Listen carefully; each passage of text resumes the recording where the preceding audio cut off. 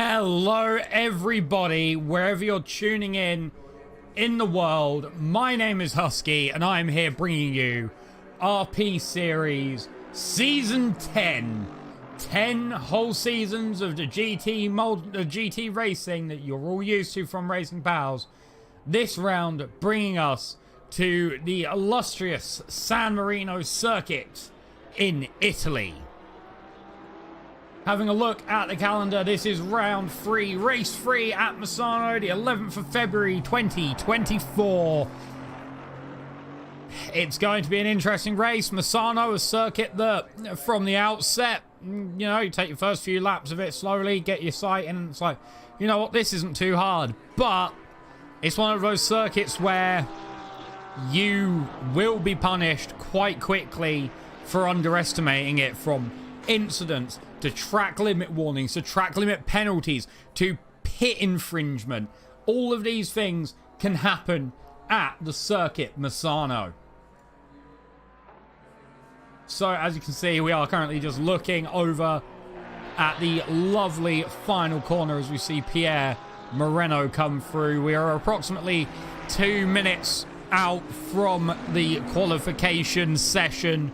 The Pirelli circus there on the left-hand side of your screen. The virtual SRO hospitality in front of you now. And the lovely pit lane that this circuit features, including the podium for the winners.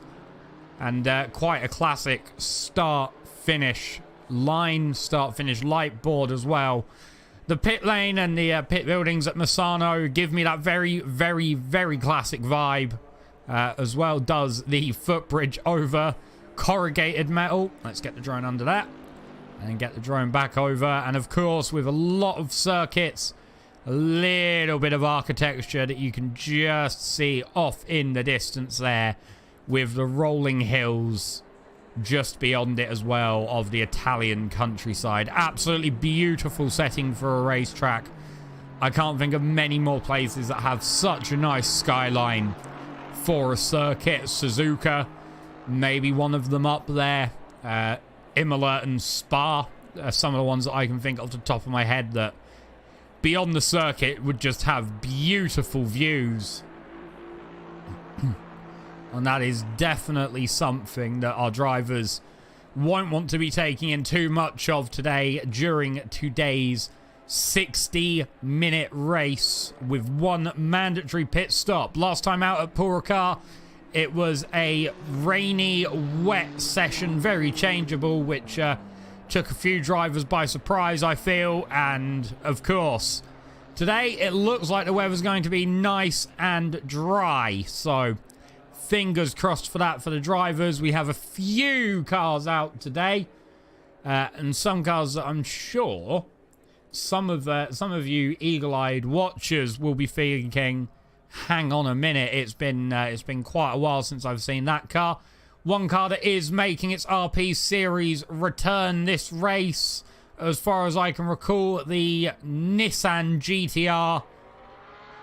Again, one of those cars that we've seen before, as piloted famously in RP lore by the QP team in endurance races and in RP Series as well. But with this, we move on to qualifying, a 15-minute qualification session, and already people are running out onto circuit. It's Martin Kovacs, the My Little Pony 861 car at the back. Bainke just in front there in the 149 Lamborghini. Stork as well, Tristan Stork. The number 66 McLaren, and Pierre Moreno you could just see in the background as well. But let's jump on board here for the outlap with Martin Kovacs. Give you a good look of the circuit here. You're coming into turn 3 and 4, very, very winding section. 3, 4, and 5. A right-hander, and then a left-hander onto the straight. Under the footbridge, through the little kink, into 6. Hard on the brakes, using as much of that curb as you can on the inside and the outside. It does tighten up on you, however, as you head out onto the finish of the corner. 7 and 8. 7's a little flick to the right, followed by 8, the quick hairpin. Again, it's quite easy to run the car too wide there and see yourself going off into the gravel for, in qualifying, what would be a track limits, a invalid lap, and in race, a track limits warning. Then you have 9, 10 and 11 code brown, which leads you straight into 12 right hand hairpin, very, very tight, very slow. A really good overtaking opportunity as well for some drivers. Then into the final 2 corners as well. The final corner, a left-hander, 90-ish degrees, very easy to run through, but it's all about maximizing both your line through it and your exit speed. And here you see is turn 1 and turn 2, which sums you up. Turn 1, turn 2 and turn 3, sorry. So we've got 4, 5 and 6 ahead. I can't believe I missed out a corner there. And yeah, 4, hit the curb on the outside. 5, get the curves on the inside. And 6, double raise curb as well on the inside, inner and the outside exit. Then down straight into 7, 8 and 9. Then 10, 11, 12 is code brown.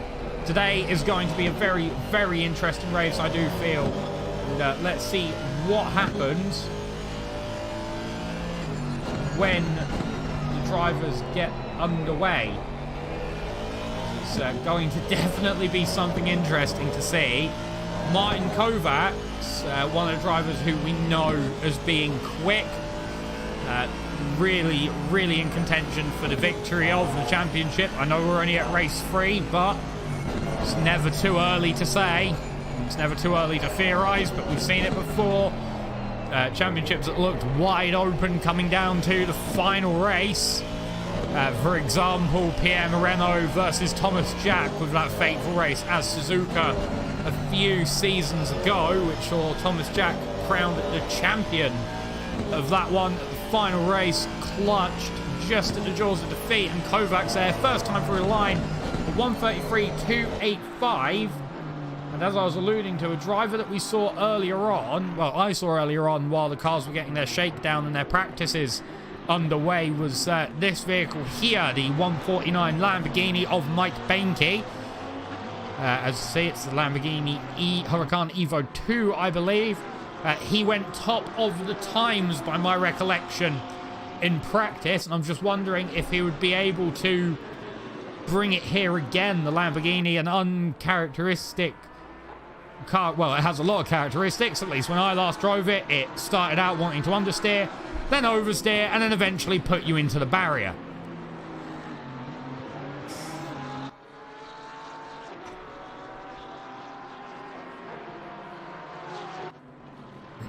And I'm once again sure that that Lamborghini will be a very, very rewarding, I don't want to say handful, but a very, very rewarding stallion for the American driver.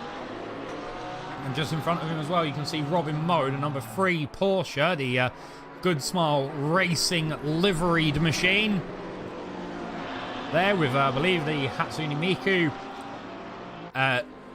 not VTuber, V-Thingy on the side. Robin Moe, P3 as Bainke, once again fastest on provisional pole, a 1:33.150. That pops Kovacs down by just over a tenth. It pops Robin Moe down by just over 2 as well. And it looks like that front group is going to be very interesting to see. Someone else as well that I'm sure will want a good run out this race is Pierre Moreno, the 922 Spectre Racing Pals Porsche, piloted by the Frenchman, previous RP Series champion, normal mainstay of the podium, the top 3 and the top step. So the first, second and third step we're used to seeing Pierre. And I do wonder how he is going to come out today and how that Porsche is going to come out. As the Platinum class is looking pretty stacked. For people who are unaware, the RP Series runs a 3-class system. This is to ensure as much as possible within the limitations of ACC classing that we can offer drivers a close competitive championship. The Platinum class, as shown off here by Pierre Moreno, is the white background and black number on the timing tower. The Silver class is the grey background and white number, and the Bronze class is the red background with black number. In the past, when we brought this out, it did the job perfectly, as it allowed there to be what is, in a sense, 3 championships in one.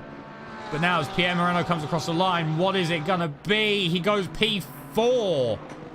And Robin Moe as well, I just noticed, has gone the fastest, just over breaching the 132 mark. And there it is, the 132 mark is breached by this man here, Tristan Stork for Heimo. The 66 McLaren, he's the first driver to go into the 32s, a 132.9, which I'm sure some drivers are going to want to try and cut down, especially the Platinum drivers who have all organised themselves into a nice, neat little grid. But I think for the first time mid-qualifying this season, a not Platinum driver is currently holding on to provisional pole. That is something that I'm sure he's going to be sat there in the garage going, come on, we can do this. As I think that was a invalidation there for Robin Moe. Yes, it was. He comes off of the track.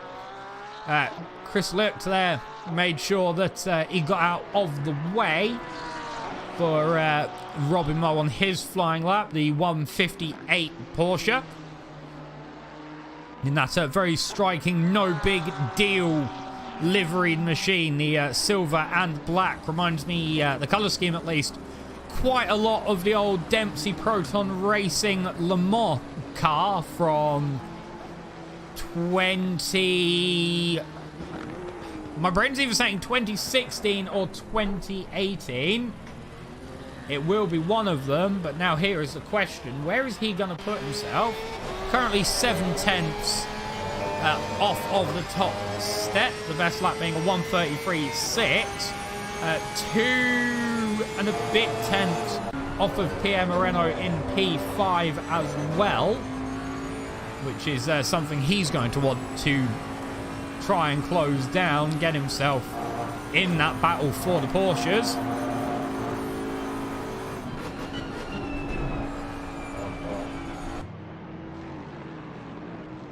So here we see Yamik Smith in the CMR car. Kovacs there pulled off to the side to let Yamik through.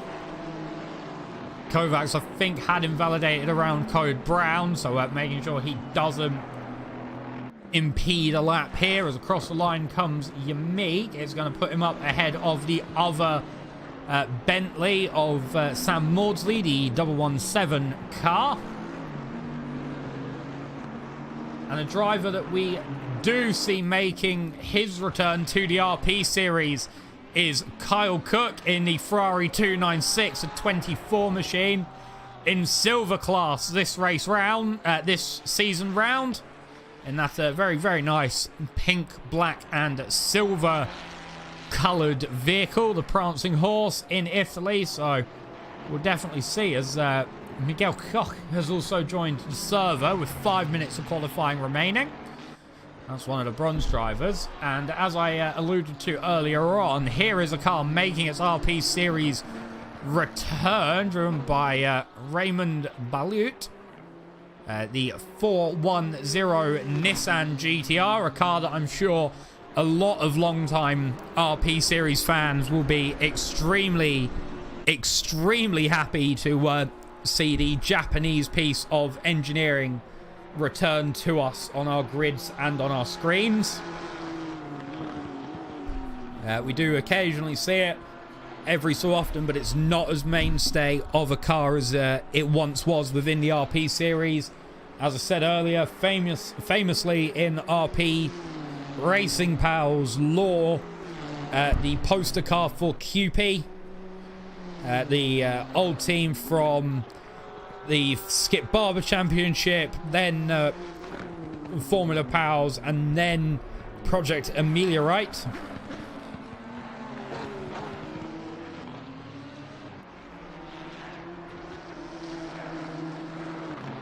And I'm just going to be extremely curious into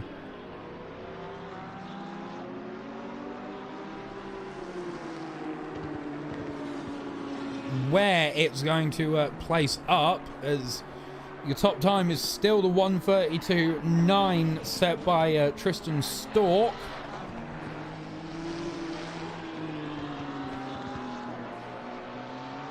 Robin Moe behind in P2, just literally a tiniest bit of a tenth behind that of a 1:33.005. So Tristan Stork is the only driver on the grid so far this race who has broken into the 132s, sorry, not the 122s. If you've done a 122, whew. But with 3 minutes left of qualifying, all the drivers are going to be checking and looking and just seeing, will I get one lap, will I get two, have I got enough fuel, or do I quickly need to jump back in, get enough for a like a launch lap and a flying lap down. Some drivers who have boxed in, if they came back out now, would be able to get a final lap down, I do believe. They'll have to go pedal to the metal a little bit, but we will see. And another car as well, as I didn't mention, that has launched itself back into the RP series, is the Lexus GT3 car. The grille is putting BMW to shame.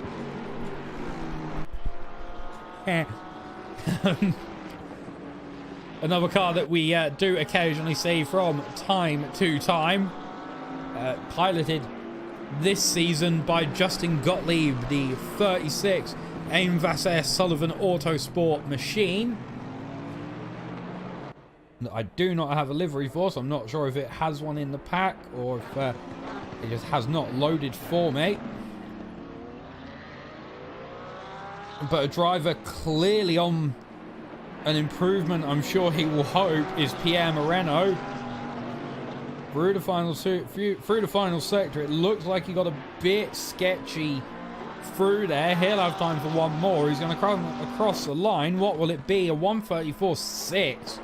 It's almost a second down as we see Raymond off there into the gravel. I'm not too sure if he had just decided to end his qualifying here, or if there was possibly some other issue.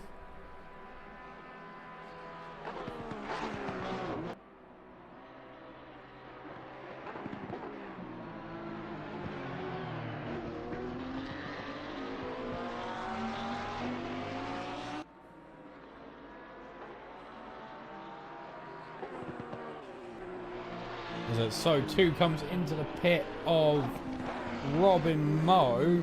Out of the top, the Platinum drivers that are still running, Kovacs was the only person who was on a valid lap. Bainke just about crosses the line with enough time for one more, so he will get one more, but there's not many people left out on track now. Bainke, Moreno, Nilsson, Schoblem and Koch.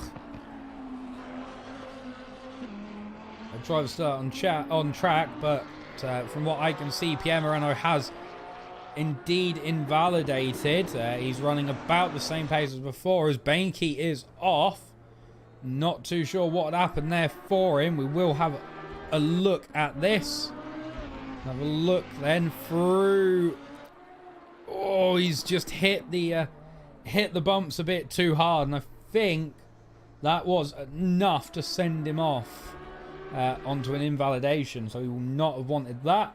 Just waiting for a couple more cars now to finish up. Schoblem's decided to come back out as the ST Racing liveried machine of Miguel Koch is coming around. He's 1.3 seconds up on his best time at this moment, so we will see just what happens to him.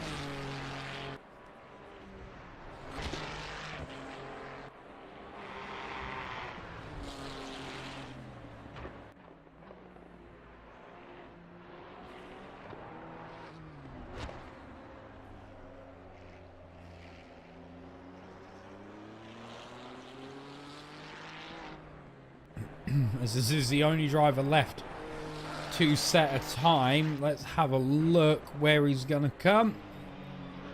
But it looks as if Tristan Stork is taking pole position overall, let alone pole position in class.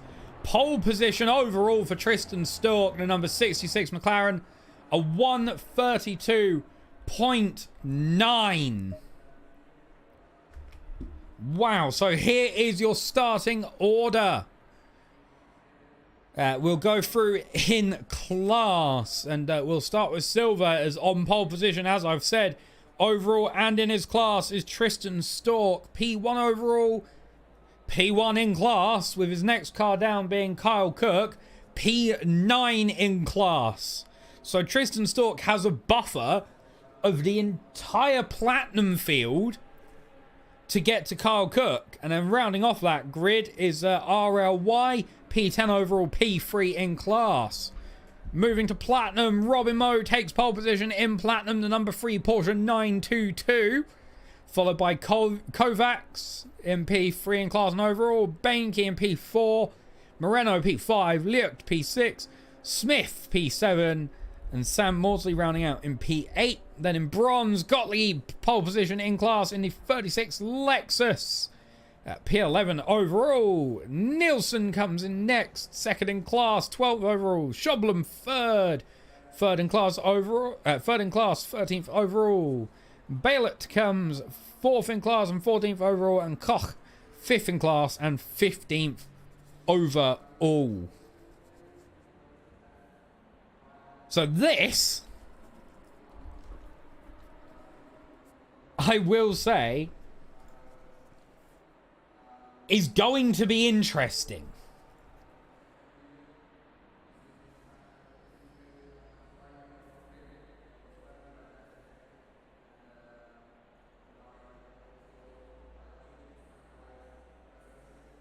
I mean, we've got, I think, for the first time, at least that I can remember, a silver driver rounding out the grid in pole position. This driver here, Tristan Stork, the Hymo McLaren at the front, with Robin Moe lining up second place on the grid, but first place in class. But he's got Kovacs right behind him, and he'll have the outside through turn 1, then the inside through turn 2.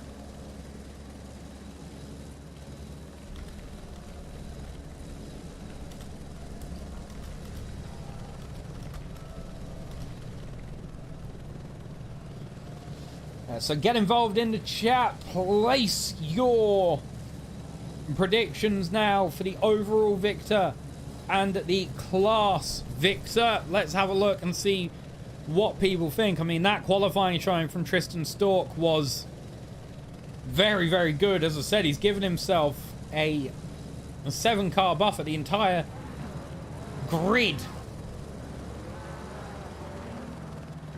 of Platinum drivers, as we set off now for the formation lap. Double file through the final sector, single file formation lap until then. Around the circuit, a time to get your tyres, brakes and mental state all up to temperature already. So we've got a 1-hour race, 60 minutes ahead of us of pure action from the RP series. And here is a man leading the way, Tristan Stork. And I'm sure Robin Moe will want to try everything in his power to get ahead and put a buffer between himself and Kovacs. But from the times we had seen, this is not going to be an easy feat. That McLaren, the only car, I believe, who was in the 33s. This 32, sorry, this qualification. Cars all weaving around, getting themselves all ready. Isaac Nielsen in the background, the Swedish number 15 Tango Racing Lamborghini as well, orange Tango. I'm going to argue, not the best flavour of tango. Fruit twist is by far the greatest. But we're free to argue about that in the chat if we so wish.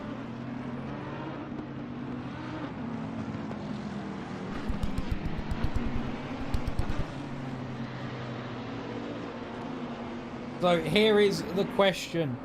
What is going to happen off of the race start? Normally race starts go one of two ways. They're either quiet and uneventful, or everything occurs at once.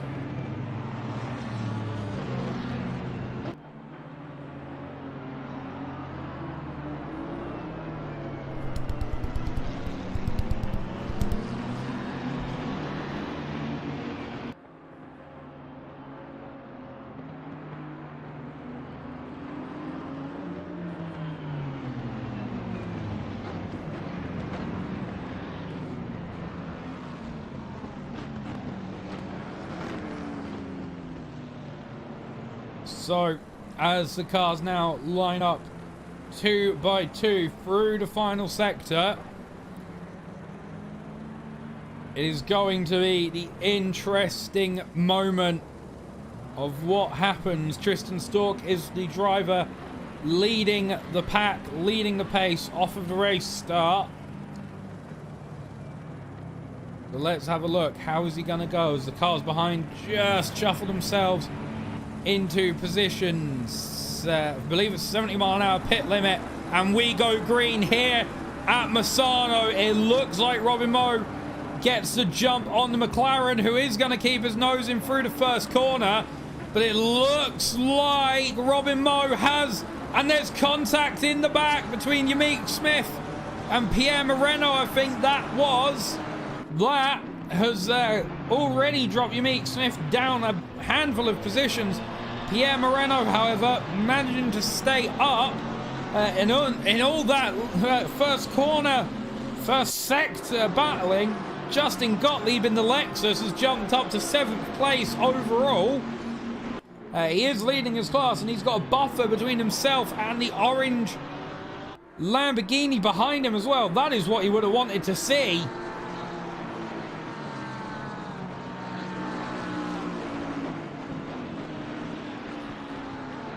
Further up, Pierre Moreno and Mike Bainke fighting together. The 922 Porsche on the 149 McLaren.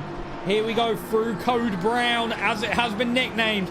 Neither of these drivers are going to lift. They're going to go wheel to wheel all the way through it. But it looks like the Lamborghini has managed to keep itself in front. Yes, it has. A little bit of an off track there. That will be probably a no time gain, but too many of them, and you're going through the pit lane, my friend.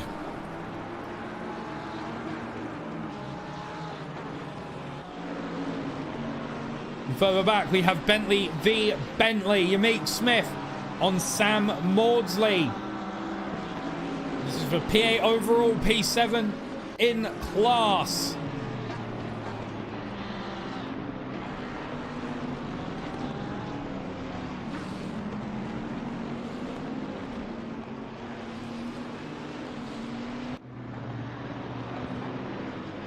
Maudsley, he has a look, also making sure to cover off the inside from Smith through turn 4. He's clearly making sure he can manage there, as Martin Kovac as well trying to chase down the rear end of the 66 Hymo car.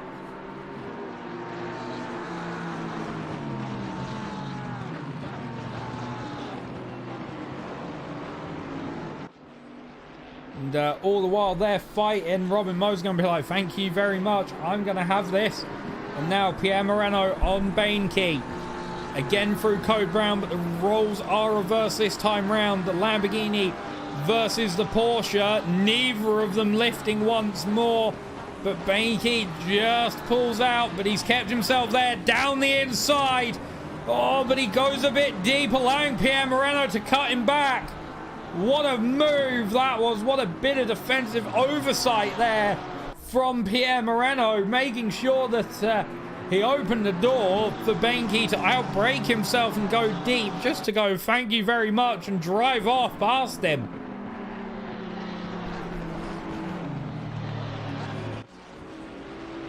now Kyle Cook on Frederick Schoblen. Kyle Cook making his return to RP Series this race. He's on the Bentley, the 24 Silver driver.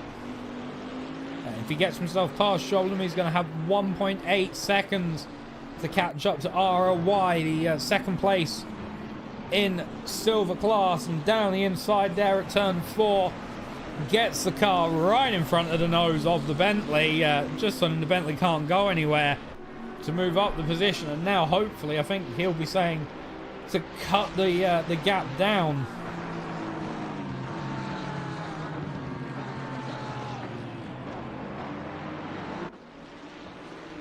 However, over this past couple of laps, the gap up the front has stayed the same, but Pierre Moreno isn't coming. You could see that white and black Porsche in the background. There it is. He's getting himself ready. 1.4 seconds to catch Kovacs. And as I said, the more that himself and Tristan Stork fight, the more that it allow the other Platinum cars to catch up. Because for Kovacs, this isn't just about gaining a track position.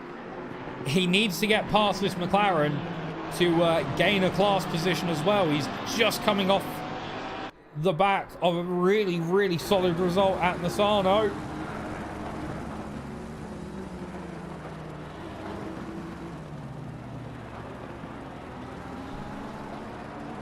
And once more, he's probably going to want to be gravitating to that result now.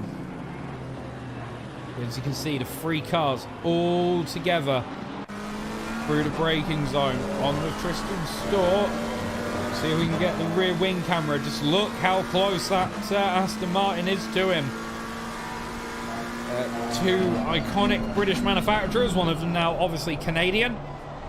So 2 iconic British car names, Aston Martin and McLaren, known for their sports cars, their luxury cars, and their roles in motorsport, from open wheel to sports car to prototype.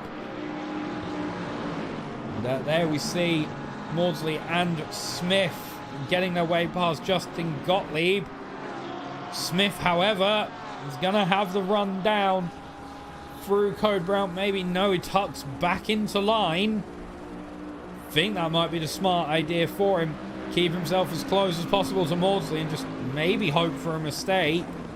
As remember, these 2 are in the same vehicle, same specifications, and down the inside tries Smith. Maudsley has to go a bit deep, and Yamik Smith has gained that position. P7 overall. P6 in class. Now he's got a gap to build, a gap to cut down. 6.7 seconds to the 158 car.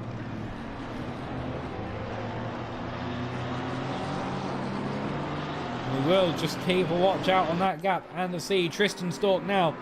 A 1/10 of a second separates himself from Kovacs.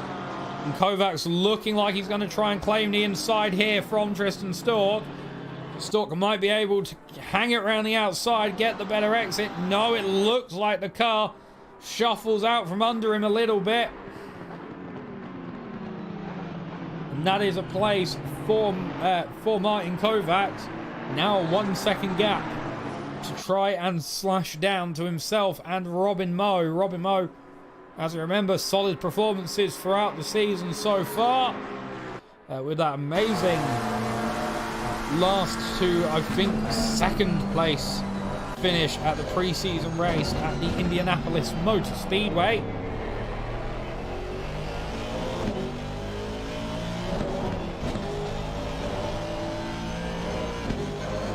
But we will just have to see what is going to happen here between these 2 drivers.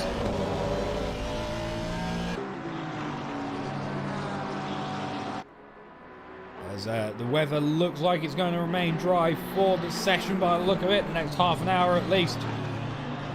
Looking like lovely summer Italian weather, which I'm sure a lot of us in the world would like to see right now.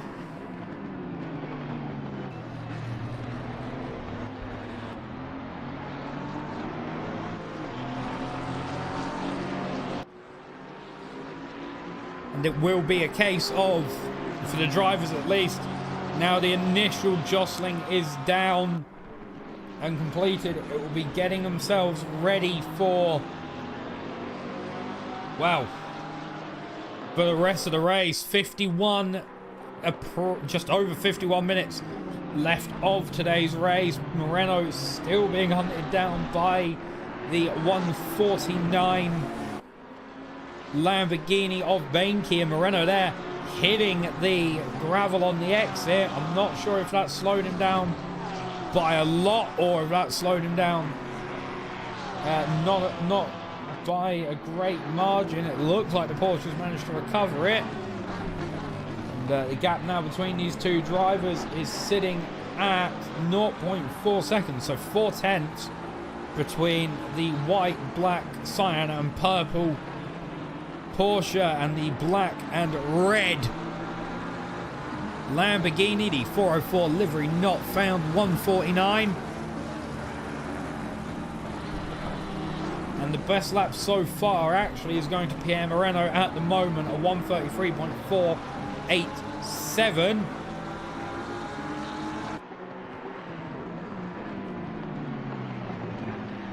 Last lap, however, for going just off of times, he lost just over 2 tenths to Tristan Stork, and both Stork and Kovacs are taking 3 and 4 tenths out of Mo respectively off of that last lap, and about a tenth on the best lap so far as well.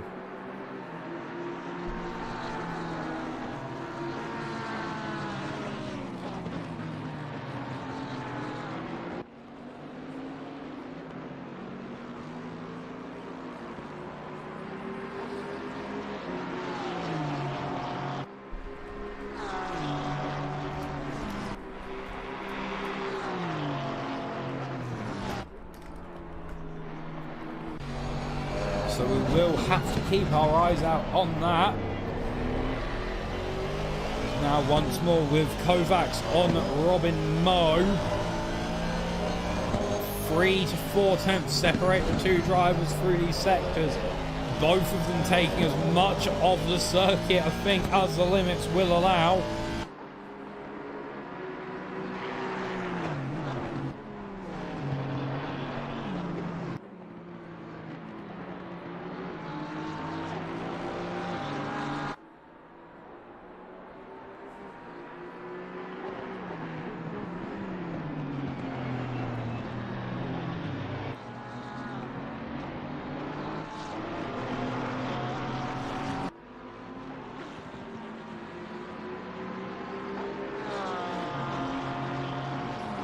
And for Robin Moe, last lap, again, another 2 tenths. Actually, more like 3 tenths taken out of him by Kovacs. And our first drive-through, which we did have the warnings of with how Misano is for track limits, goes to Sam Maudsley, the 117 Bentley. He will not have wanted to see that.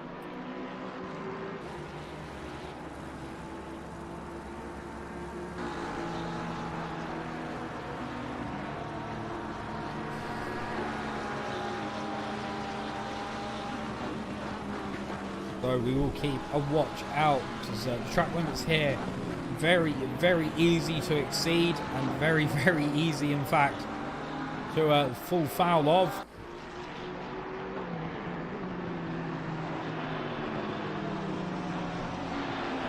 In the chat we have Cora Go158, which is Chris Lux, the no big deal 158 Porsche, currently running P5 in Platinum, and has enough time, I would say, to pounce on any opportunities he can to move himself up in today's race.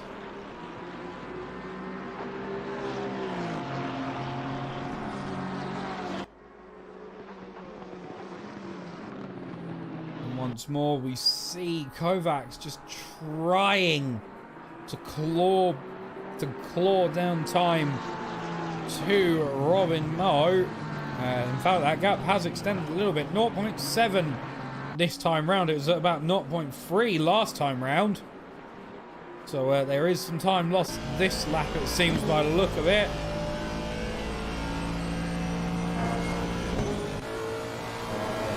And Tristan Stork right on the way as Carl Cook there in the background. You can see chasing the rear end of Justin Gottlieb.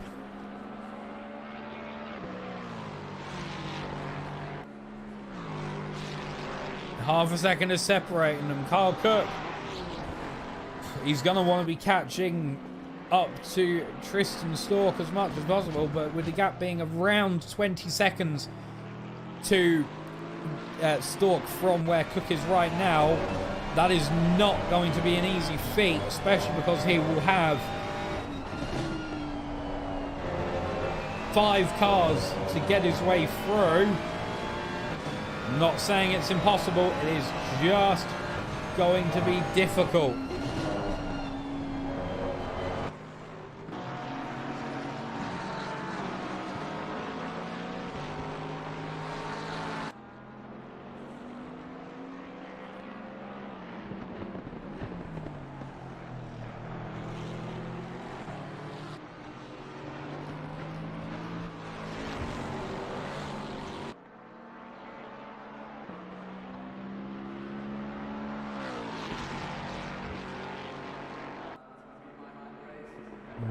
We see in the background Carl Cook is looking, and he is looking hard.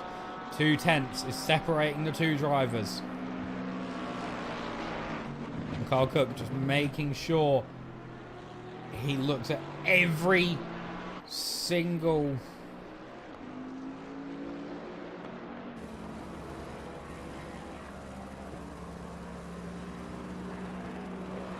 opportunity again, just to see if doors will be open. Which is of course something that you always want to try and look at a racing driver. There is the term of if you no longer go for a gap that exists, you're no longer a racing driver. But it's also if you don't even look at the gap that exists, you're not a racing driver. Oh, off there goes RLY.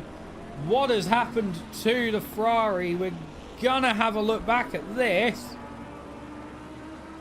This is just coming out of Code Brown. We'll get the Helicam replay up from it. Has the car just lost itself on him there? I think it might have done. Have a look though. This is through the first couple of corners.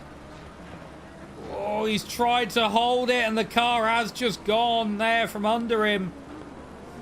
So quite an odd place really to see a car go through that sector. Not uncommon, but quite odd. Normally people hit the final right-hander before the hairpin a bit too hard, and that typically sends the cars off. But there, it looked like the rear wheel got onto the curb and the traction control did not, as they say, let Jesus take the wheel.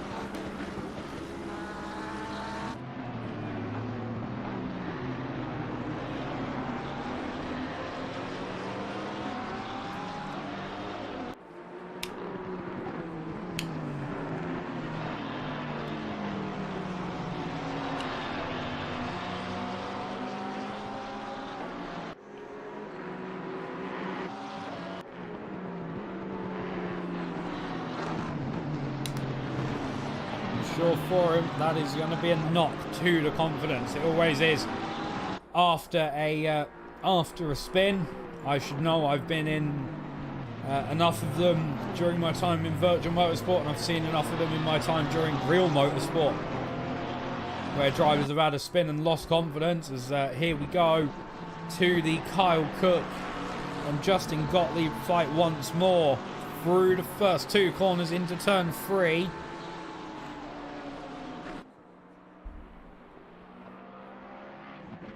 That Ferrari is looking racy, and there we go, around the outside on the run to the start-finish line.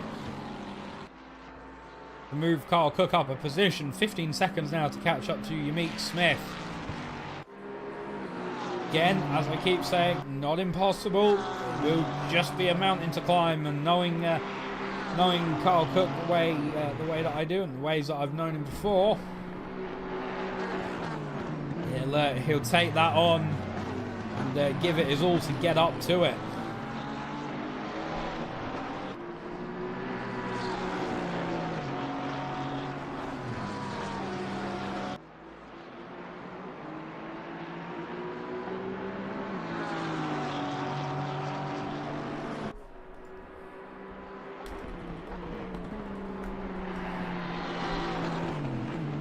Will just be a case of keeping an eye out and seeing what happens. As once more we're with the fight between Kovacs and Robin Moe. Now the gap 0.2, 0.3 seconds around there, 2 or 3 tenths.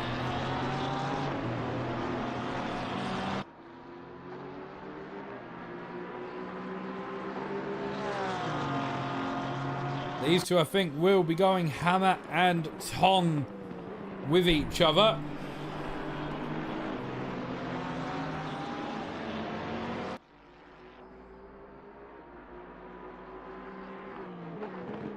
Now trying to find his way past is Kovacs. Oh, and there's contact!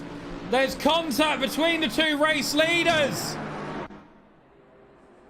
We need to have a look there. We need to know what has happened between the two. This is coming out of 9, I believe, between Kovacs and Robin Moe. They were nose to tail. Kovacs was looking, trying to maybe get the cutback, and just, too much speed. And the Porsche's just gone around. The safety punt had happened. Robin Moe has lost a whole heap of positions there. He's dropped down to 5th overall from 1st. Kovacs has stayed in 2nd place, and that has promoted Tristan Stork back into the lead of the race.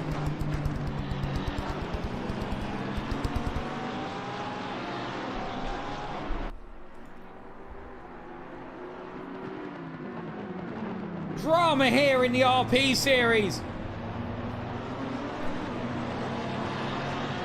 And as they say in motorsport, you can't write what's going to happen until it's happened.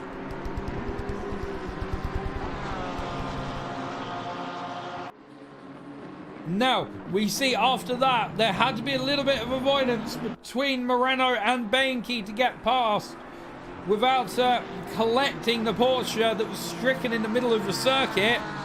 Bainke now 2 tenths off of Pierre Moreno. Kovacs right on the rear bumper of the Hymo car of Stork. This is going to be really, really close stuff.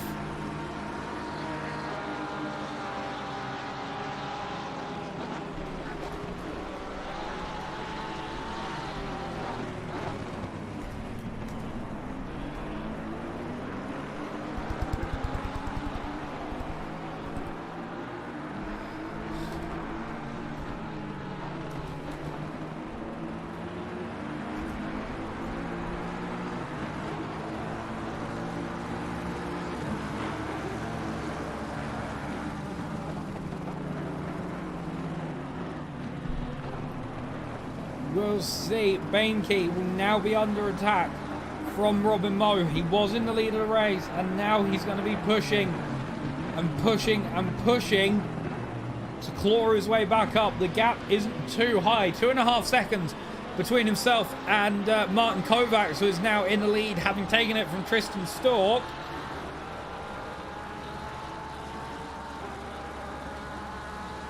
So we will watch and see, but this leading group more or less all together still. They're within eyesight of each other. Stork, though, after his dominant qualifying performance, I must say, will be trying to push back and gain as much time as he can to Martin Kovacs, just to try and overtake.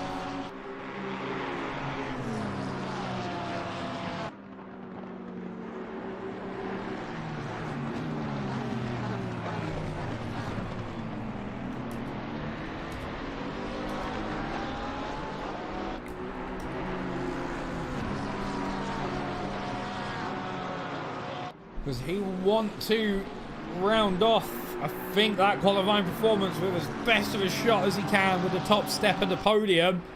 And that is something that we will see. Robin Moe pulling into the pit lane. We're in the quote-unquote pit window. It's not a real pit window, however, with the pit stop being at any point during the race, most drivers tend to take it in the 10-minute window between 25 minutes and 35 minutes left of the running to try and force an undercut or overcut or another car or a driver to react. And it always adds a new level as Kovacs is coming up to, I believe that's Koch ahead, the ST Racing Ferrari.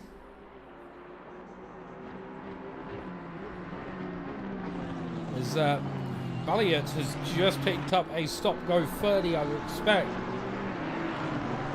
for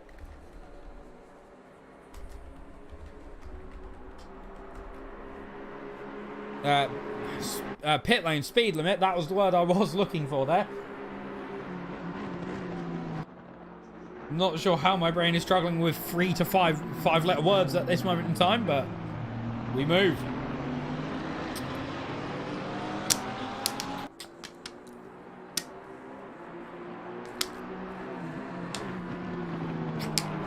Now, who's dove into the pits there? It's, I believe, Stork.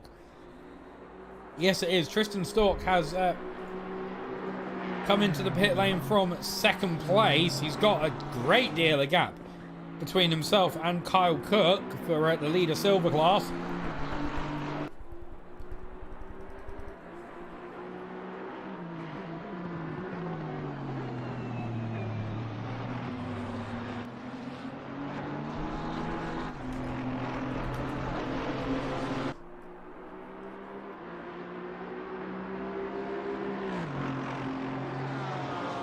Now the question is, when are the front three on the road at the moment going to be pitting into the, well, going to be pitting in? When will they choose? Keep in mind, typically most drivers would pit within this 10-minute window between 25 and 35 minutes remaining in my experiences of the RP series.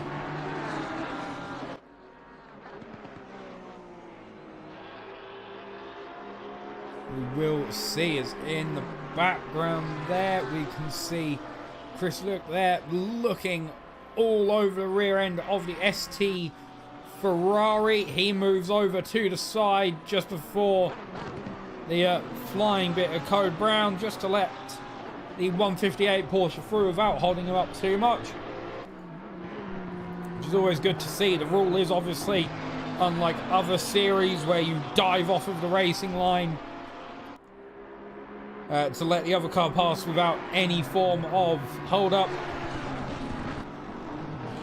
In GT racing and RP series, by an extension, you hold your line, you stay predictable, and if you are able to pull off and want to do so, go for it. But it's, the onus is on the overtaking car to get the move done cleanly.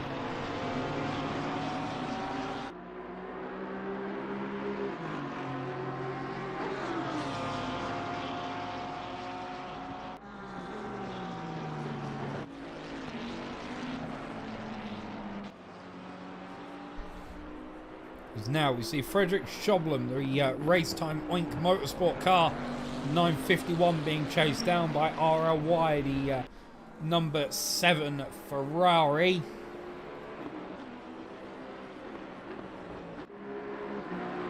Back here to this battle between Pierre Moreno and Mike Bainke.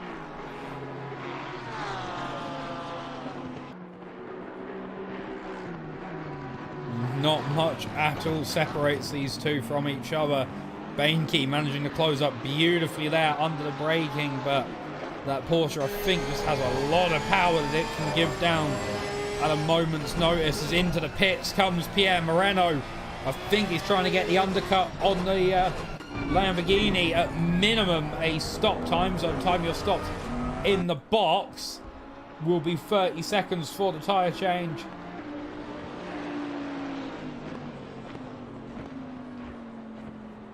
if you're doing damage or anything such as that, it will be more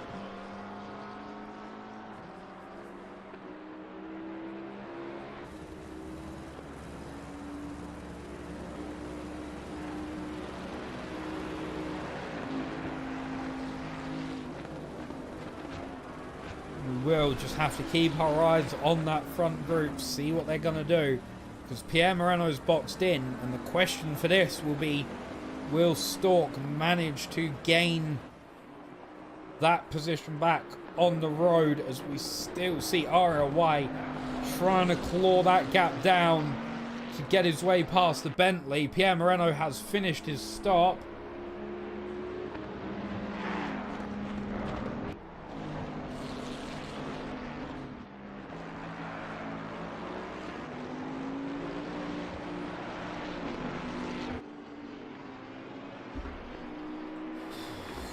It's just one of those things in all motorsport and RP series, especially being in the virtual world. You can't really put a marker, an idea, a guess on who's going to finish where. I mean, we've seen drama already this race, and we're just hitting the halfway mark now. So we're 30 minutes down, and we have 30 minutes left to go.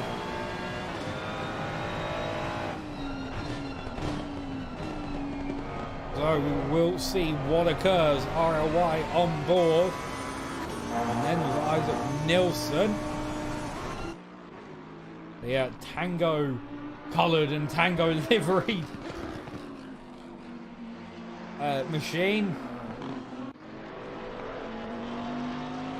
As Lux is currently in P3, yet to pit, along with Kovacs, Bainke and Smith. Cook and Gottlieb have both boxed in as well from 5th and 6th respectively, leaving Nilsson, Schoblum, RLY and Miguel Koch the only drivers to pit still. Along with the ones I mentioned before, Kovacs, Bainke, Licht and Yamik Smith.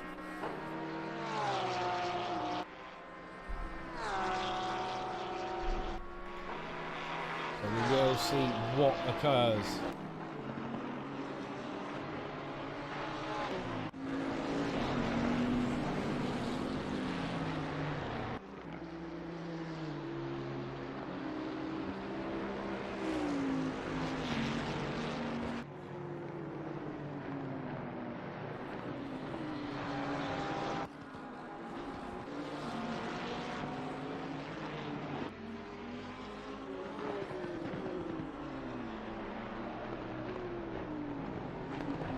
So far, this race has been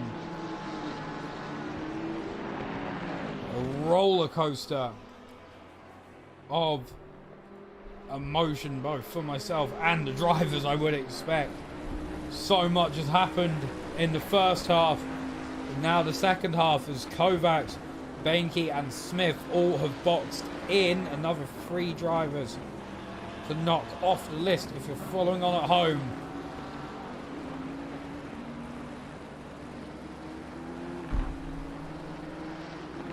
Now, are either driver going to jump into the pit lane here? No, they're not. These two yet to pit, along with Chris and Koch.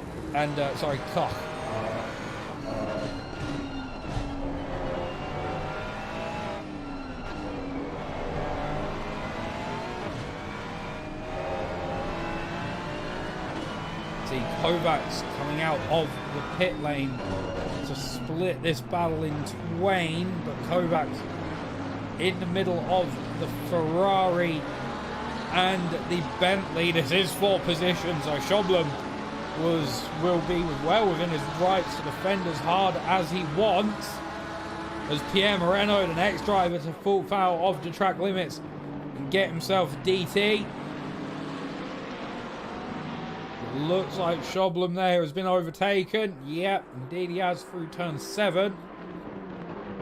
And Robin Moe trying the inside through 8 and 9, but the door wasn't there for him.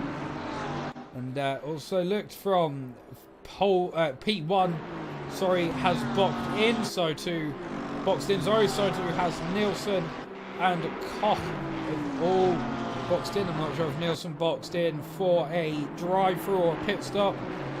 That was a very, very short box. Down the inside there goes Robin Moe, but the cutback is on for Frederick Schoblum. He'll have the outside, but thinks better of it. And further back, Bainke has got ahead of Moreno. Moreno and RLY both heading to the pit lane, and there's a bit of contact between the two, as RLY takes it a bit too hot into the pit lane.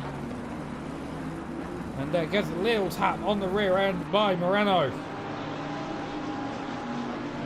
But Pierre Moreno's still the fastest lap at 1:33.487.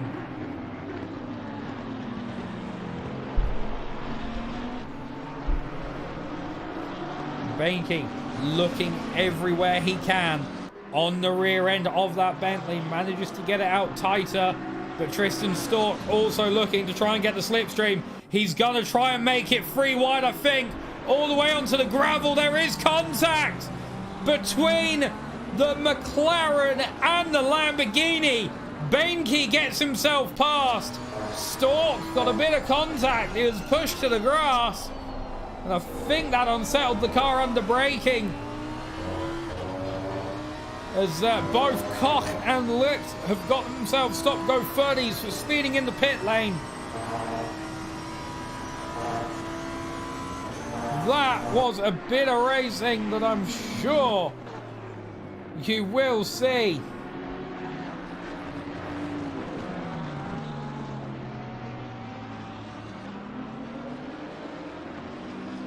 Because the attempt was there to make it 3 wide into turn 7 now. Is Frederick Schoblum going to dive to the pit lane? No, he's not. But down the inside, Tristan Stork. He goes a bit wide, but he gets ahead of the Bentley. That was an amazing move. That was commitment, if I've ever seen it before, from a driver in a race car, real or virtual. The fact he had made that stick was absolutely astounding.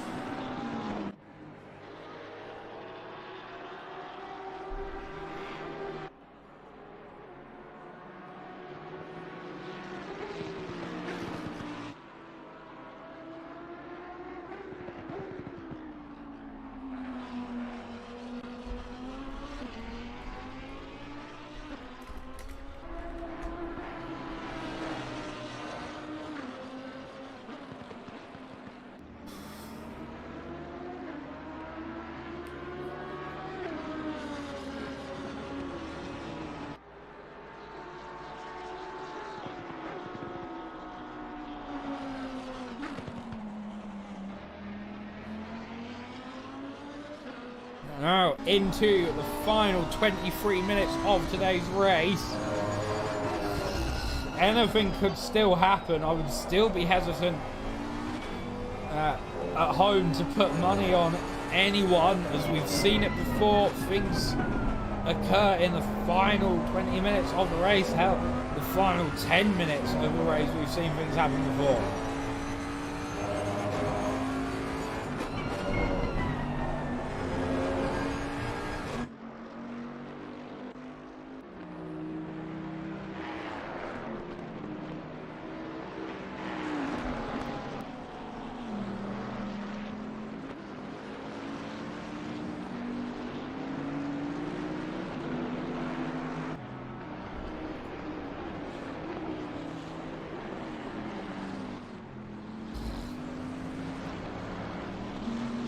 Frederick Schoblum staying out for another lap. 22 minutes to go. He is the only driver left in today's race to box in.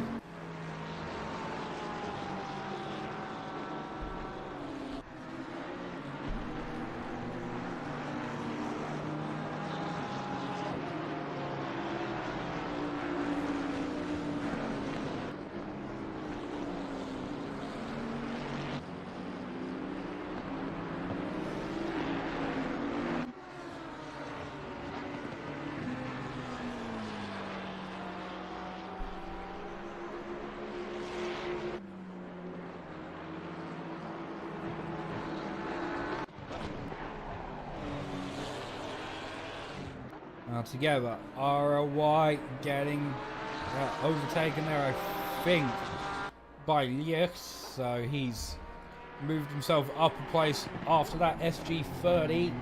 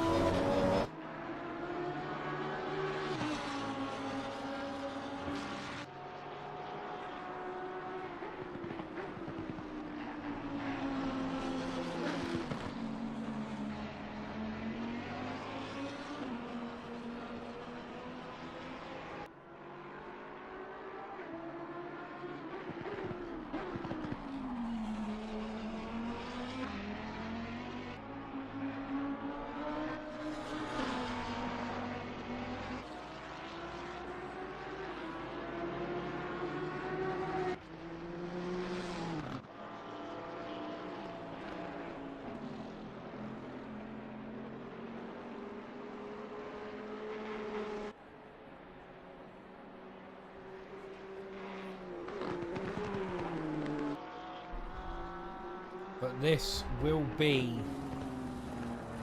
an interesting one to look at with 19 minutes just over left of today's race.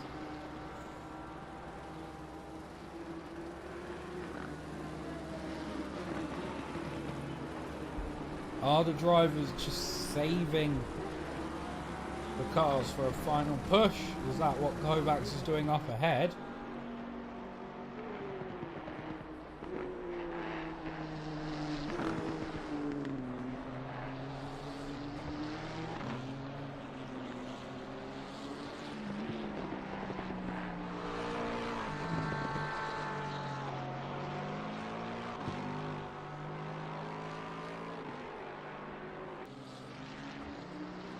Always the point of the race that you want to think about is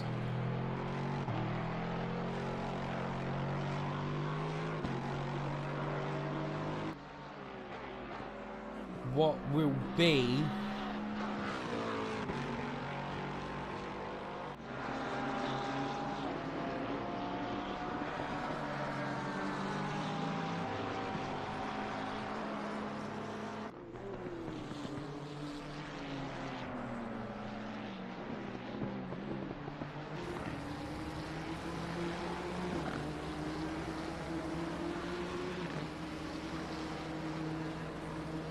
the driver's thought process through this final few laps of the race.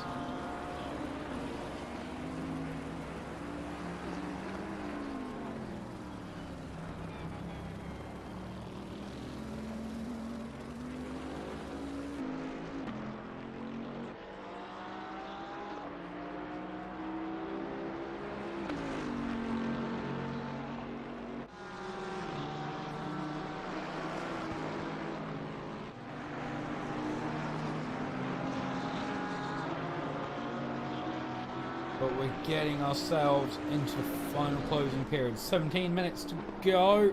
Looking up and down the grid, your leader currently is the number 861 Aston Martin of Martin Kovacs. 2.3 seconds, and the Bentley behind is Robin Moe. Never mind, drop the Bentley behind bit.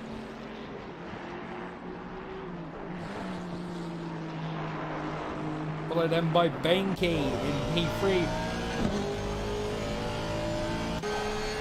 Overall P3 in class.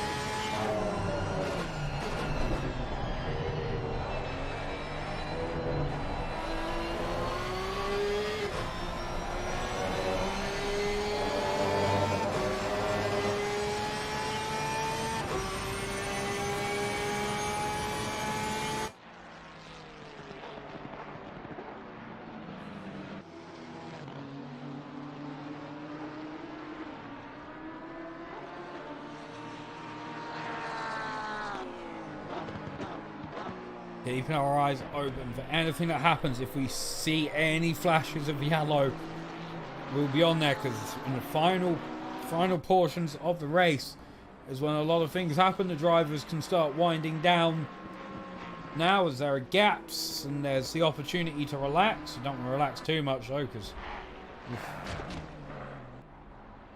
if you do, things can go very, very wrong. Very, very quickly indeed.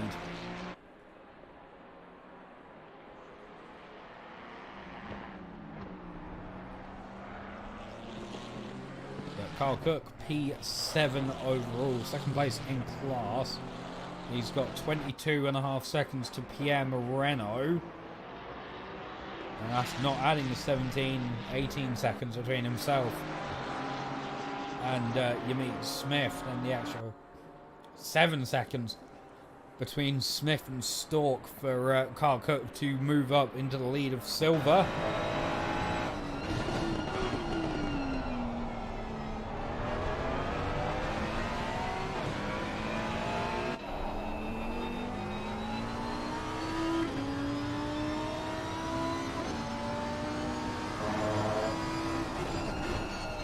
Stork has obtained a drive-through penalty. The leader of silver class, Tristan Stork,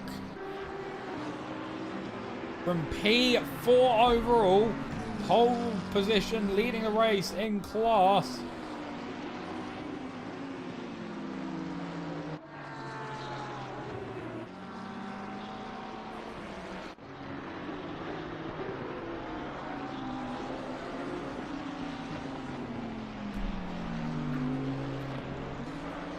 That will not be what he would have wanted to see,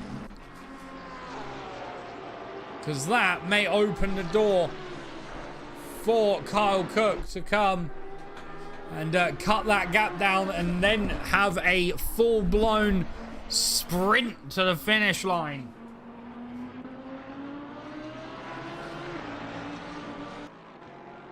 But we will see. I'm not 100% sure how long a line to line takes. We'll have a gander.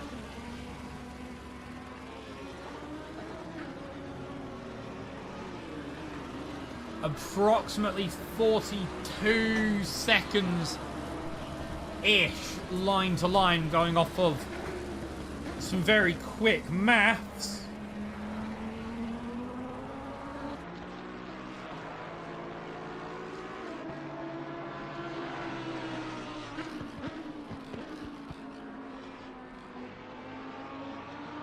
So we will have to see.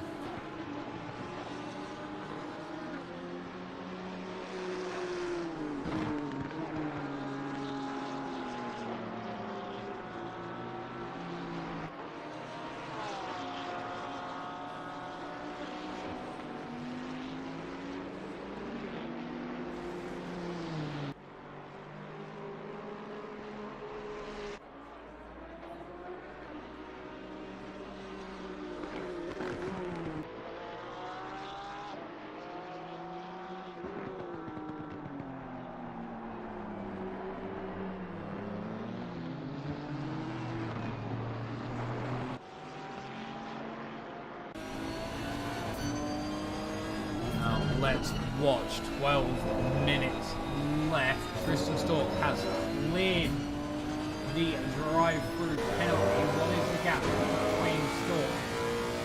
Cook now 20.4.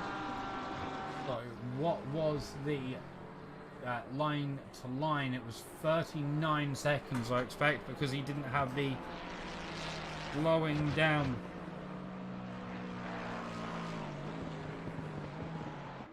effect of having to stop in the box.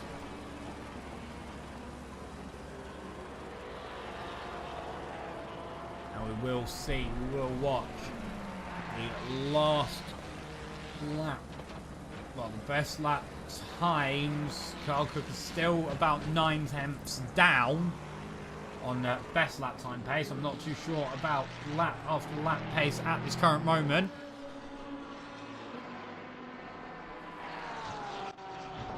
got a yellow flag for Koch there. What has happened to the Ferrari? We're going to have a look. Oh, that is a big one with some big damage.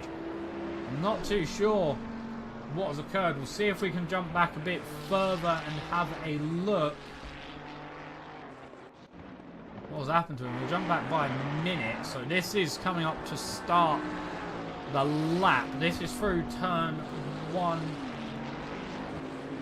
and turn 2 and 3. It looked like it happened out of 6 on the exit. He's chasing down the rear end of Schoblen at this point in time. So what has happened to the Ferrari?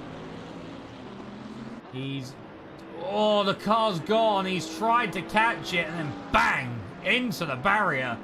That is a lot of front end damage there.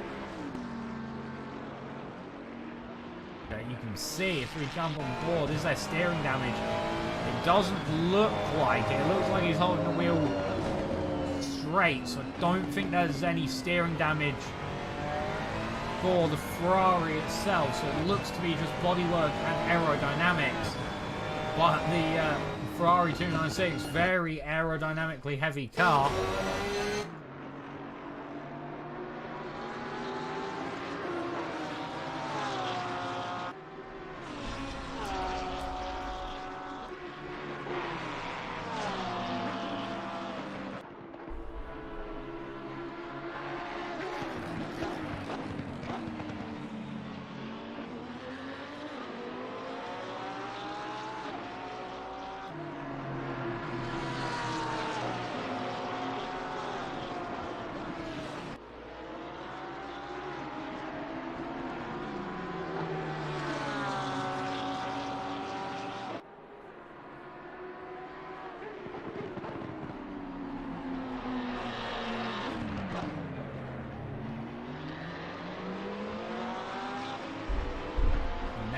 We will keep our eyes open as we see the 158 go past the 15 of Nielsen. This is not for class position, it is track position. After that stop-go 30, he is just going to be trying to gain as much back as possible. We're in the final 8 minutes.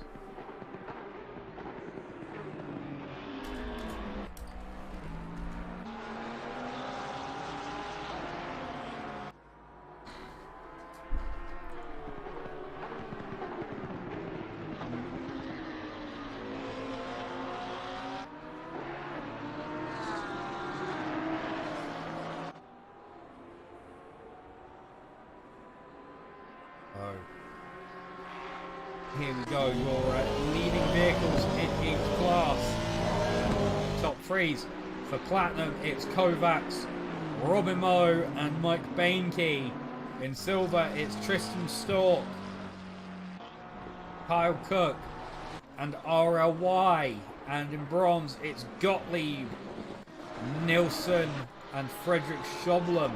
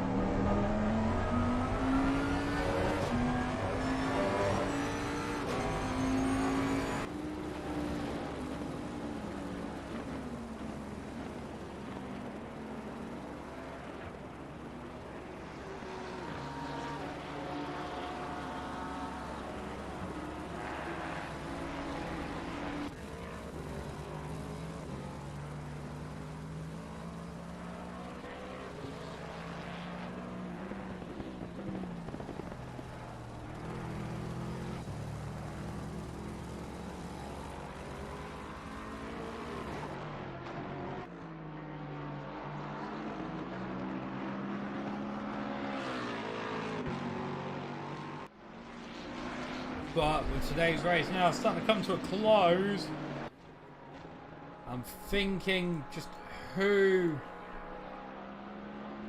has had the biggest moments and the best moves today. I mean, seen a few. That's a defensive move from Pierre Moreno to leave the door open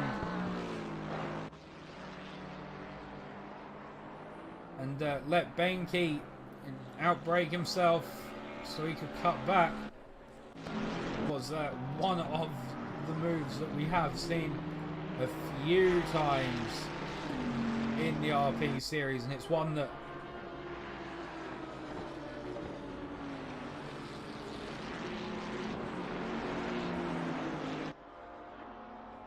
works very often.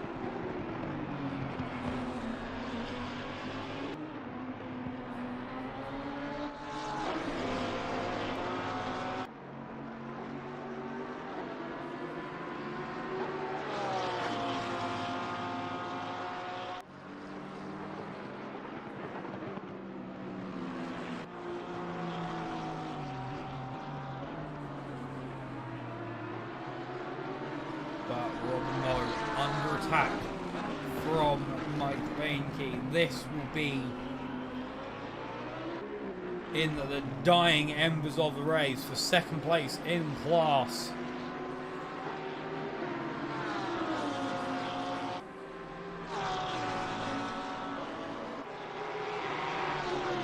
And overall, Benke 4/10-ish behind Robin Moe. But with 2.5 minutes left, it will be 2 more laps, I think. Where is Kovacs? Yep, it will be this lap. We're entering now 36. Then the next lap, one more. So we should be ending on lap 38 of today's race. Once more, this is right in the death.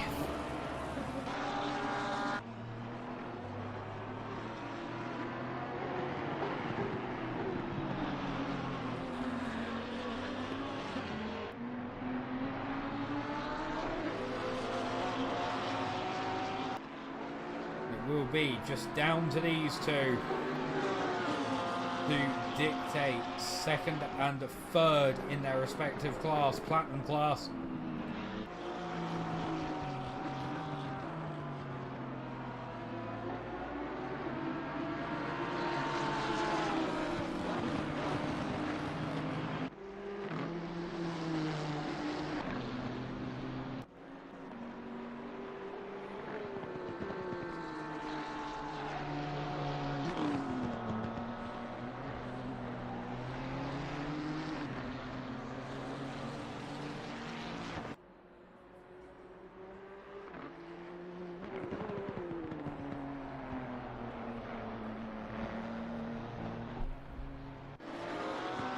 Back to the battle as these two enter the final couple corners, then onto what will be the final lap.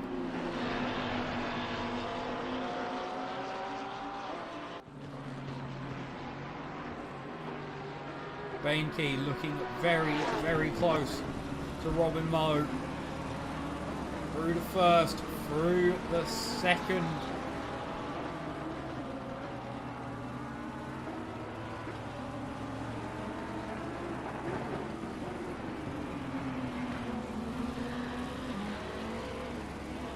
Then into the twisty technical sector. Keep in mind with GT racing, the race only finishes when the leader of the race crosses the line with 0 seconds left on the clock. Now Bainke is looking at the outside, maybe to try and cut back, but I don't think it's going to work this time around.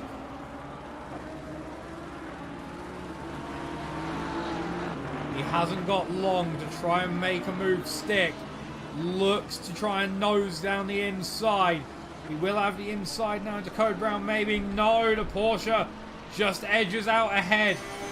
Onto the rear wing of Robin Moe. You can see that Lamborghini getting closer and closer and closer. He looks, and there's contact between the two drivers. Robin Moe goes off. Bainke waits and hands the position back. And then, as we see, coming through the final corner and across the line to take another victory, it's Martin Kovacs, with Robin Moe going to come through in second place, followed by Bainke as well. What a race that was! For the top three drivers, what an ending that was!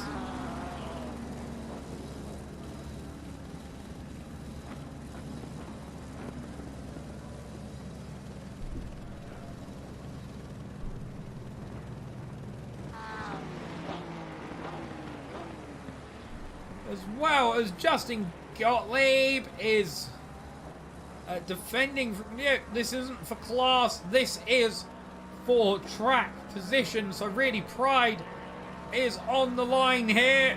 Lexus versus Porsche. The Americans versus... No, not the Americans. Who makes Lexus? Toyota. The Japanese versus the Germans.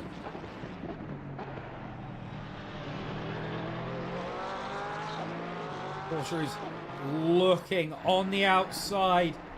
Gottlieb holds the inside, but now will it be a late move down the inside to try and take 7th overall?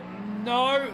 Gottlieb is going to come through and win his class, followed by Licht coming through in P9. And there is your finishing results. In Platinum, Kovacs comes to take the victory, followed by Robin Moe, Bainke, Smith, Moreno, and Licht, with Sam Maudsley failing to finish.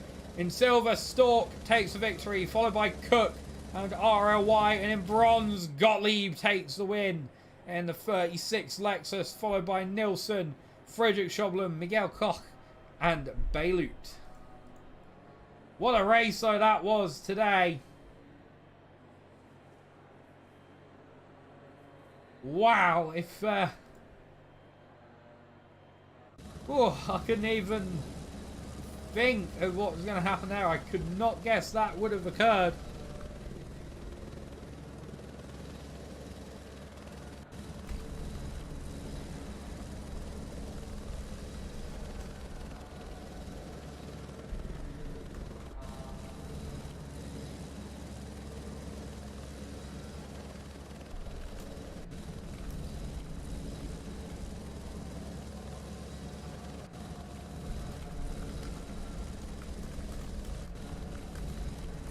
So we will get our drivers in for their post-race interviews, the winners of each class. And we're going to start with Justin Gottlieb, who has come through to take the victory in the bronze class in the 36 Lexus. Hello. Finally made it. You're talking to me again. How was that race for you?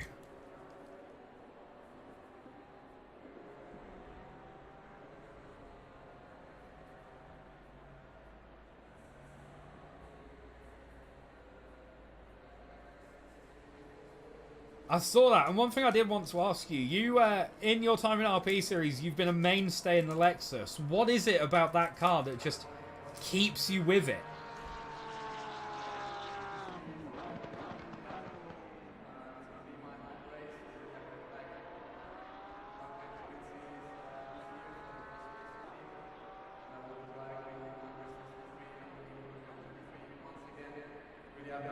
I think the first bit of that was the most American answer you could have given to that question, and I love it.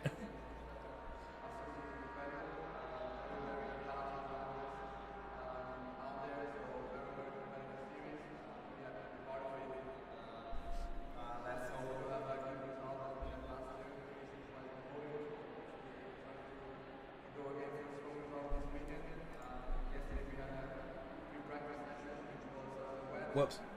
I think that's from a Huski side. I just came in here to tell you. I fixed it. Okay. Oh, so can you guys hear me now? Hopefully. Fixed it. I mean, if you want to go over the same question, that's fine. That's fine with me. Yeah. So for the viewers at home, how was the race for you today? Like I said earlier, it was a good fun race. The RCF still needs a little bit of tweaking I think on my setup at least, but I like the car, still fast on the straights. But what happened after T1, a little spill, I just happened to take advantage of it, and I was able to hold the position. And with that spill at T1, was it a case of you saw it happening, it was like, I'm gonna have this, or was it happened, you figured out where you were and went, yeah, sure, we'll move with this? Oh, definitely. I mean, I looked at my mirrors to make sure I was clear, and I looked at my radar, and I saw what was happening. So I just took the outside lane and outside line, and I was able to just stomp the gas pedal and take off. So it kind of helped me out to separate myself from the pack, and I was able to hold my position. And with the next round being at Donington, firstly, will you be with us for it? And secondly, if you are, have you tried the Lexus there? Do you know what you're going to be getting into with it? I will definitely be there. Donington's not my it's like one of my weaker tracks. But I'll give it my all. I'll actually practice beforehand and see if I can go ahead and set a pace and just hope for the best. Awesome. And with that's all the questions I have for you. Congratulations on the race win. Who knows, if everything goes well with the car and it gels with Donington and Donington gels with you, you might be in here to speak to me again shorter than you think. Hopefully, man. Fingers crossed. Hopefully. Have a good night and congratulations on the race win. You too. Thank you. And that was Justin Gottlieb, the winner of the bronze category, after we sorted out the technical mishap, as Pierre Moreno is giving us some sighting laps around the circuit in the background. Next up is the winner of silver class. It's Stork, and the first thing I have to say to you is well done on that qualifying. That was something else, really. How? Yeah, I mean, to be honest, I was really surprised on that as well. Like, oh man, that was like 4 or 5 tenths faster than any of the laps I did in practicing, and like the practice temps were a bit warmer, but man, that just came out of nowhere, and I was really surprised with the lap. And then I tried for 2 or 3 laps after to set a faster lap, but I just couldn't. It was just so good. And with that lap and with the car in general, how was it around Misano? I mean, looking at the race and looking at the way that it was taking the corners, it looked like it was the perfect car for this track, really. Yeah, it was really nice to drive. I don't know why I got negative kilos on the BOP, because the car was just without the BOP is already pretty fast here on Misano. But you know, I'm not complaining. It's really good in the high speed corners. So yeah, it's an absolute charm to drive here on Misano, and it's also one of my better tracks personally. So a very good combo for sure. And something that I don't get to ask very often, it's something that I've always wondered. How did it feel fighting up the front with, you know, the Platinum guys, knowing that any positions are track positions, not class positions? Does that change how you were racing them, or was it, I want to be out in front, you can all be behind me? Yeah, it did change it a bit. Like, I was very nervous starting from pole, like especially with all the faster drivers behind me. But in the end, like I pretty much immediately knew that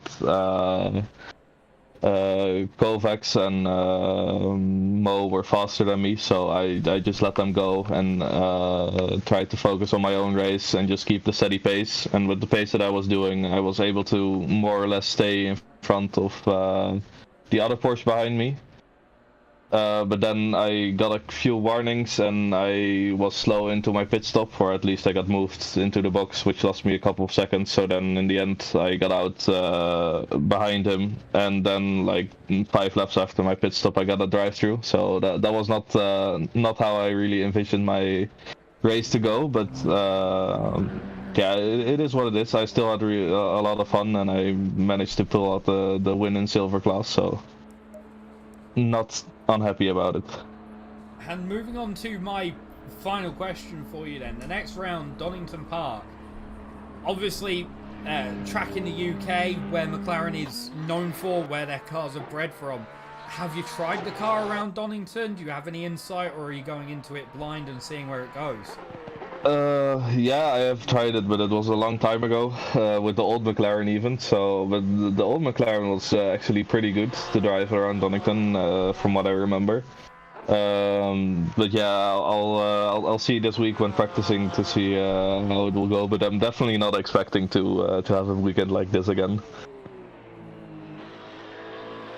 Well, you never know what's going to happen. Congratulations on the race win. And who knows if the new McLaren's anything like the old one, which I myself have seen in real life around Donington Park before. If it's anything close to the real world as it is in the game, who knows, you might be back in speaking to me again. We'll see, I hope so. Well, congrats on the race win and coming to talk to me. Maybe see you next week. Until then, goodbye. Yes, thank you, goodbye. Thank you for all the commentating. Cheers, you're very welcome. Goodbye. And that was Tristan Stork, the winner of the silver class. And now the final driver to get in before the rounding off things is Martin Kovacs, the winner of Platinum. How did the race go for you? It was pretty intense, I'm not gonna lie.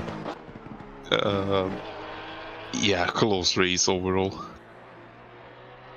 So, walk us a bit through it then. Like, off of the start, I bet it was something different seeing the McLaren up ahead. Was it just for you a case of, I'm getting past him even though he's in a different class to me, and just try to build a gap? Or was it, you know, this is just track position, as long as I can keep the Platinum guys behind me, I'm good?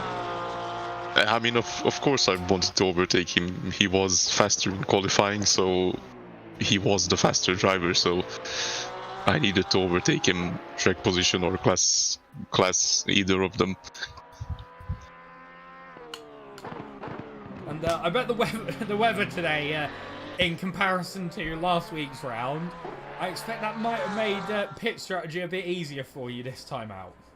Yes, it was a bit easier, but the Aston doesn't really like the hotter conditions. I've constantly had to fight with the ABS engaging.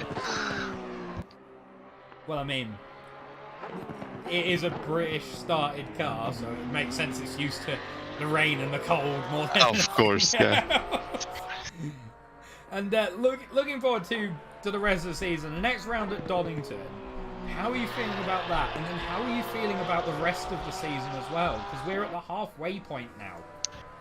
Oh wow. I'm gonna say no comment to Donington. I think I have at least 4 laps in the Aston. But the rest of the season, I think I'm gonna do pretty well. Spa is a really good track for the Aston, and Brands Hatch as well. And so I'll take it from that then, you're gunning for the title this season off of the answer you have given me. Of course, definitely. So we have the headlines. For anyone writing or thinking of writing a Racing Pals newspaper, there's your headline: Kovacs gunning for the title after race win at Misano. But congratulations on the race win. Next week, we'll see. I'm sure you're going to put some practice in, get yourself used to Donington. maybe the Aston will be good there. I'm not 100% sure. It'll be an interesting one to see, I think. Yes, I think it's one of the worst tracks in this season for the Aston. Great. Well, we'll see how that unfolds for you, and who knows? Maybe it will gel with the car. Maybe the track will gel with you, and it'll all come together, and you might be seeing me again. But one final question. One final question I have, and this is something that I'm sure quite a few people in the stream and in the chat will want to know. Who are you, in your mind, who are you fighting against first and foremost for the title this season? Who is that driver who's like, I need to beat him consistently, week in, week out? Oh, wow, it's a really hard question. I'm gonna say not one person, but one car, the Porsches. So I'd expect then that would, this is now the spark of a rivalry between yourself, Robin Moe and Pierre Moreno. We'll see how that unfolds over the next few races. But Kovacs, congratulations on the race win. Who knows, you might be seeing me here next week. We'll see. Have a good night and well done on the win. Goodbye. Thank you. And that was Kovacs, the winner of Race 3 at Misano. Next week, you will join us for Donington Park. The 18th of February, you'll be joining myself. And then in March, once again, we have the 4 hours of Red Bull Ring hosted by Racing Pals. The racing you're used to in the RP series put into the endurance format. GT2 and GT4 solo or duo entries, so drivers can race the whole 4 hours or split it up between two of them in a car. At the newly released Red Bull Ring Spielberg, the A1 ring, as it was also known in the past, with the new GT2 cars gunning it out against the GT4 cars. And before I leave you for the night, we have our Patreons to thank for helping keep Racing Pals going, the servers running and the racing underway. We have Jacob Deep Cuts, Robin Molling, Alvin Yakatori, Suicidal Cookie, M1 LDT, Alexander Gorgiev, I'm Jay Gott, and Pierre Moreno. So until next time, thank you very much for tuning in. I have been Huski. I will see you next week for the round at Donington Park. But until then, enjoy your week and the rest of your weekend, and goodbye.